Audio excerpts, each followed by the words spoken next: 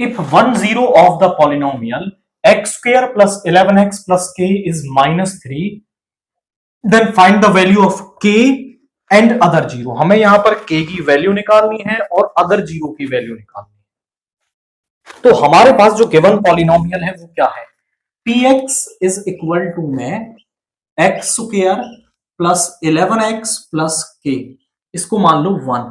इसको कंपेयर करो standard form of polynomial के साथ, comparing 1 with px is equal to ax square plus bx plus c।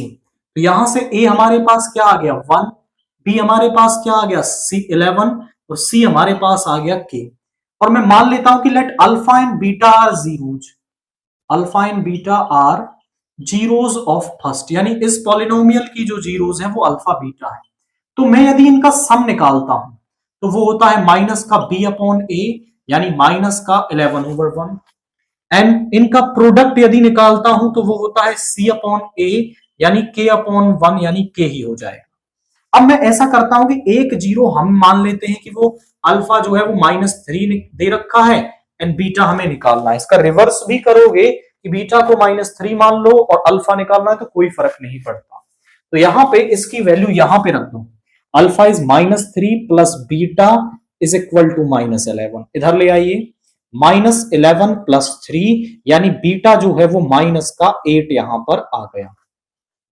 Alpha मिल गया, beta मिल गया, तो हम उनका प्रोडक्ट निकाल सकते हैं। अल्फा बीटा हमें दे रखा है कितना k, तो अल्फा की वैल्यू हमारे पास है -3, बीटा हमारे पास है -8, तो जो k है वो आ गया 24।